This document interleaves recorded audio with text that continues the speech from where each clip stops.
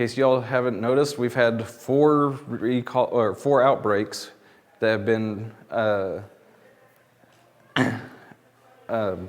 attributed to romaine lettuce, going back to 2018 Thanksgiving. Everybody remember that alert, like the day before Thanksgiving? Don't eat the lettuce. Everybody freaking out. Yeah. So we had that, and then a few months later we had another one, and then there was another one last summer that actually never made the news because by the time they finally figured out where it came from, it was already over. And then we had another one, once again, right before Thanksgiving. What do we know about these outbreaks so far? The one in Yuma, Arizona, the first one, was on a canal. They used irrigation water from a canal that was downstream from a large cattle feeding operation. But they did investigate. They took fecal and mud samples from that operation. They couldn't find that pathogen there. Doesn't mean it wasn't there, just couldn't find it. We did find it in the canal water, but that was it.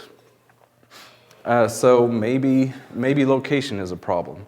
So one thing that a lot of those, there's a leafy greens marketing agreement in California and Arizona, and they kind of set their own rules for leafy greens. And one thing they did was they expanded the distance required to be from a animal feeding operation to try to prevent that from happening again. Well, then we also had that outbreak that came from California. That one was, once again, they found it in surface water in a pond that they used for irrigation. They did find the bacteria there, but they didn't know where it came from, how it got there. So, once again, leafy green marketing agreement, they said, okay, everybody selling greens is going to have to treat your water with some kind of sanitizer. And we thought we were good. We got through a growing season or two, and then all of a sudden, it shows up again. California, same thing. Actually, we don't know what actually happened with California yet. We don't know if it came from the water or not. But one thing we have learned from these is that, yes, location may be a problem. Water is definitely a problem. What about the design? If you look at greens, they're wavy, you have channels, they're not flat. They're not easily cleaned. So if there is a pathogen that ever got on there, there's really no guarantee that you can wash it off. Since it's eaten raw, it just may be an inherent problem with romaine lettuce that we just didn't realize before. So as a small farmers market operator here in Oklahoma, what can you do about these big nationwide outbreaks? One thing that we learned after that big spinach outbreak back in 2006 was that it took the market 68 weeks for the consumption of spinach to go back to its previous level. And consumption of other lettuces did make up for that loss in the spinach consumption during that time. So what can you do? Well, your farm was not involved in that outbreak. Maybe you could change your production practices, I don't know what the best answer would be, but maybe if there's a romaine outbreak, you switch to start growing more romaine. Or, as this study showed, maybe you just start growing other lettuces more. But it definitely looks to me like, I have an ag econ degree, and it just looks to me like there's a marketing opportunity for your small local farms. To wash or not to wash? That is the question. A lot of people think that you need to wash your produce, but actually, according to federal law, it is not required. It is also very time-consuming. And washing produce can actually create a bigger problem than when they had before. Because if you're doing a batch wash, a big tub of water, and you throw a bunch of lettuce or any kind of vegetable in there, you may have had one head of lettuce that was contaminated before, and now you have 100 heads of lettuce contaminated. Your equipment you use, you need to make sure that it is washed and sanitized between uses. That might be between days or whatever works best for your operation, but it does need to be washed and sanitized because that could be another cause of cross-contamination. And also, as a farmer's market seller, you interact with with the buyers all the time. And so, unfortunately, it seems like Our culture has kind of forgotten how to wash produce, so I'm hoping that maybe you all, as those farmers market sellers, can help educate them and say that all produce needs to be washed. And even if it's organic, natural grown, whatever, all produce needs to be washed. And do it right before you eat it. Don't do it when you bring it home, because in the cases of berries, once you add water to that berry, it's going to start deteriorating real fast. So always do it right before you eat it. So if we do decide to wash produce, there's two general methods most people use. There's a single pass rinse under running water, and that's just maybe in a sink or under hose, just rinsing it off. Or you can do the batch dunk soak in a large container. For the single pass rinse water, by federal law, we need to make sure that that is clean water. It cannot have any generic E. coli in a 100 milliliter sample of water. So the best way to deal with that is just to use a city water source. If you are not on a city water source, your well water will usually fit this definition. In fact, I've yet to find a well water in Oklahoma that was contaminated. But we don't know that until you test it. So I would recommend, if you are using a well water, to go ahead and take a sample of that, take it to a local laboratory that can test for generic E. coli, and you want to have absolutely no E. coli in your water.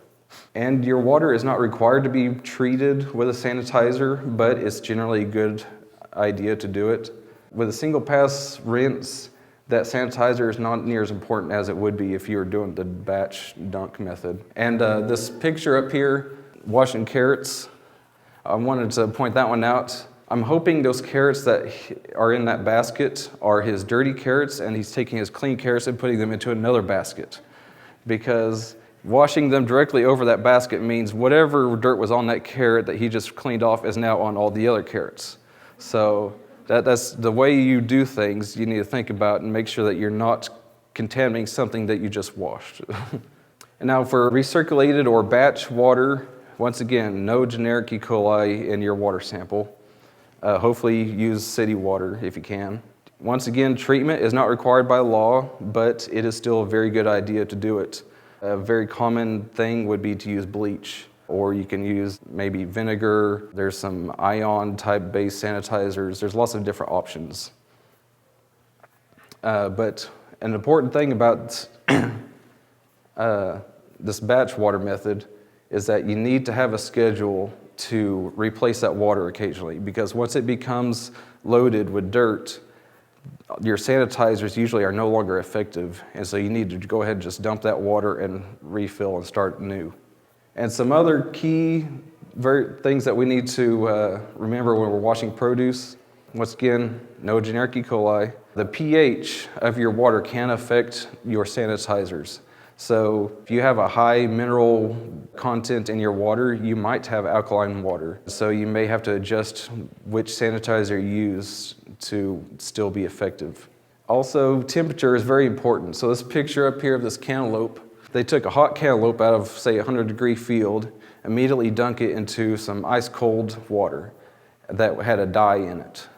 And that dye infiltrated into that cantaloupe about halfway through.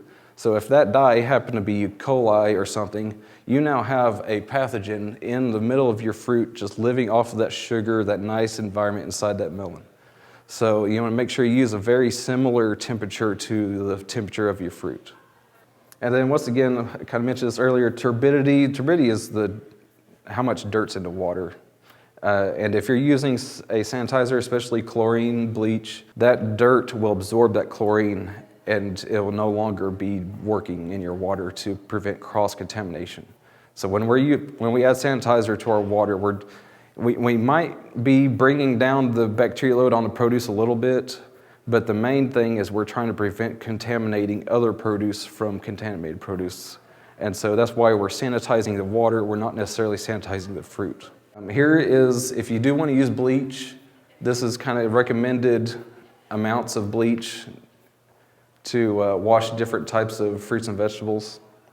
And you'll notice berries, it says no washing. That's because if we wash that berry, it's going to deteriorate really fast. So that's, once again, it's best just to have the consumer wash their own produce right before they eat it. And make sure when we're using bleach, we don't want a bleach that has any fragrances or thickeners. I know like Clorox now has like splashless bleach, stuff like that. That is not allowed for produce use. Here are some other sanitizers and their uses. That quaternary ammonia is more for contact surfaces. You notice the chlorine bleach, it may be cheap and easy to use, but it's also very corrosive. So if you're using stainless steel, it actually can eat away at that stainless steel, while other sanitizers like quaternary ammonia is actually fairly safe. And we always want to follow the label. Do not try to add more sanitizer just because you think that it's going to make more is better, because actually that's not true. The recommended amounts that they use on the label, that's what you should be using. That's the EPA recommended way. And make sure that when you do buy a sanitizer that it is registered by the EPA, so it should have a registration number, and it should be labeled for fruit and vegetable washing. Not all of your bleaches are labeled for fruit and vegetable washing, so you can't just go to the store and buy a bleach. You really need to look at that label before you buy it. So now for the produce safety rule, regulation and exemptions. So this federal law is for produce farms, and it requires inspection for food safety on the farm. Any farm that sells more than $25,000 in average annual produce is a covered farm. But there are still other exemptions that a farm may fall under. One that gets most of our farms in Oklahoma is the qualified exemption. A qualified exempt farm is a farm that sells less than $500,000 of all food sales. So it's not just produce. Food can be anything that eventually becomes food for a human or an animal.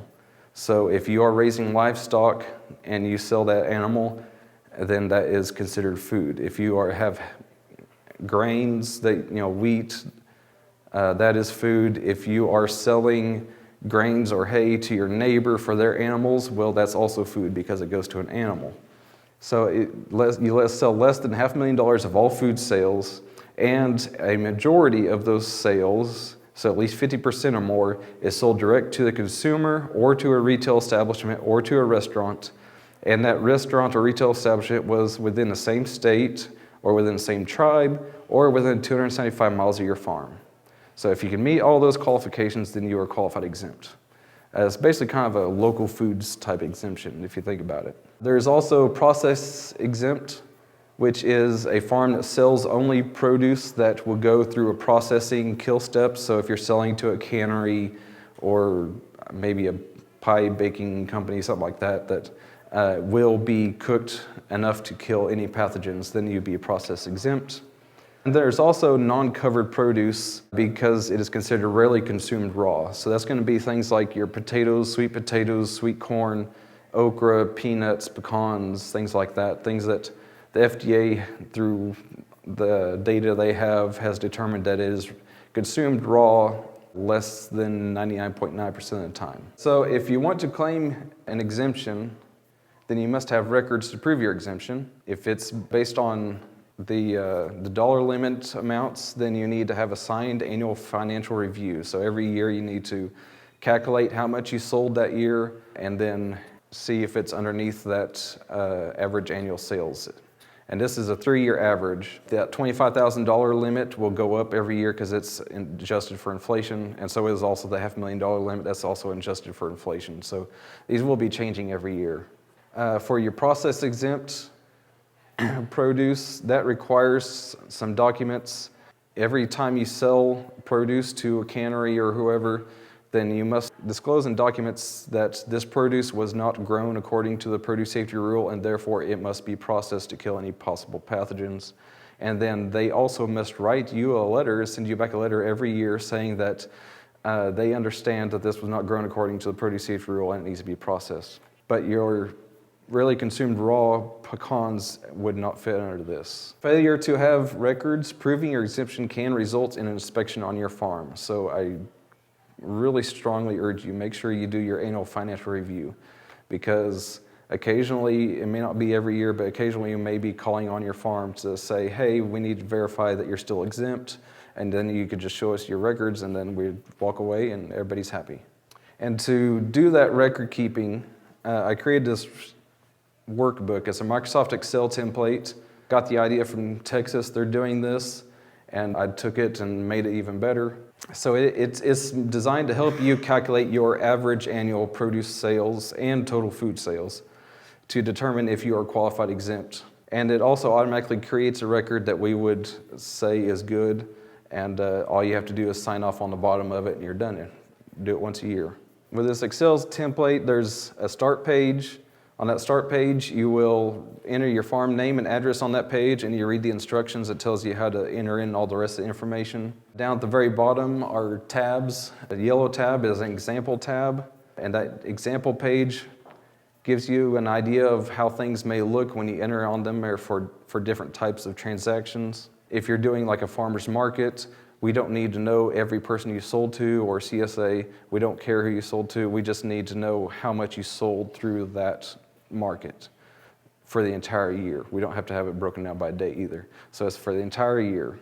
If you want to get more detailed, you can, but a year is good enough. So down at the very bottom, once again, there'd be 3 orange tabs, one for each of the last 3 years. And you click on the next tab, and that top section will automatically fill itself out based with your farm name and address. And then you can start entering your data. You start with the customer, so if you're selling to Mears Farmers Market, you put it there. Homeland, a certain distributor, whatever, you put that customer there. Then you put in the produce sales in the next column, and then other foods would go in the third column. And then the total food sales column will automatically calculate with your total and other foods. And then for the sale type, that is a drop-down menu. You just click on the cell, it'll drop down, and you can select from if it was direct to the consumer, which would be like a farmer's market, roadside stand, CSA, thing like that, or if it's to a restaurant or to a retail store, or to other, which is generally a distributor. I really can't think of any other thing that it would be. Then the next column is state or tribe. That's also another drop-down menu. So you'll say if it's either in state, in tribe, or other, which would be outside your state or tribe. And then there's a distance in miles column, and there you will put in how many miles it was from your farm to the location that you sold the produce. This is important if you're selling out of state, but still within 275 miles of your farm. That's where this is calculated, if it's still a qualified exempt user or not. And then the next column is KEU ? It means qualified exempt user. If it'll automatically say, yes, this is a qualified end user, or no, it's not. And if it is a qualified end user, then the next column is, will automatically calculate how much that sale was to those qualified end users. And then on the very last page at the bottom, you'll find a calculation saying how much your sales were, and it'll say if you are an exempt produce farm, being under that $25,000 limit, or if you are a qualified exempt farm, being that local sales, majority to local sales under $500,000. And then you can, when you're done with that, you can print it out, sign your name at the bottom, and there your record's complete. And you'd have to do this every year. You must keep financial records for 3 years because it's a 3-year average. All of your other records pertaining to food safety, you only need to keep for 2 years. Be sure to keep your records, invoices, whatever that may back up your information. And then every March, those exemption dollar limits will be adjusted for inflation. And so once I get those numbers from FDA, I will update this workbook, and then you can ask me and I'll email it out, and with a new updated workbook with those new numbers, and then you would just enter in your last 2 years. You just basically copy paste in there, and then you would have to fill out that last year. So some notes about qualified exemption is you must have a record like this, or you can make some other record if you don't like to do this, but you must have some kind of record, and it must be signed by a manager or owner or whoever on the farm. And we will be occasionally contacting farms to verify that they are still exempt, because if they're not exempt, then we need to do our inspections. Also, I want to note that it is your option to claim the qualified exemption. There are some farms that may decide that they don't want to be qualified exempt because they may have a certain buyer that's requiring some kind of audit, And well, audits can be quite pricey and inspection is free. So if you want to talk to your buyer, if you have a distributor you're selling to that is requiring some kind of audit, you may ask them, hey, what about a federal produce safety rule? Will you take that instead of an audit? If so, then we'd be glad to help you out and help you get that inspection report. So if you haven't already been through our class, I definitely recommend all produce farmers to go through our Produce Safety Alliance Grower Training course. This is required for farms that are covered by the produce safety rule, but if you aren't, if you're an exempt farm, I still would definitely recommend it just because it teaches basics on produce safety, like those washing slides I showed earlier. Some of those came from that class. The idea is we're trying to prevent pathogens from getting our produce from the very start, because once they get on there, produce is generally eaten raw. There's really no way we can get it back off that plant once it's already on there. Another thing that we offer is a on-farm readiness review. This is where either myself or my inspector plus someone from OSU Extension could come out to your farm and just tour your farm, and then at the end of the day, they will give you some ideas of how you may be able to improve food safety-wise on your production. And also always feel free to call us anytime. That's my office number. If you have a question about something that happened, or if you're thinking about changing something, give me a call and I'll give you honest answers to what I think. Or you can also call your OSU Extension or the Food and Agricultural Products Center at OSU, and they also they're willing and able to help. They get paid for this kind of stuff too, so that's what we're here for.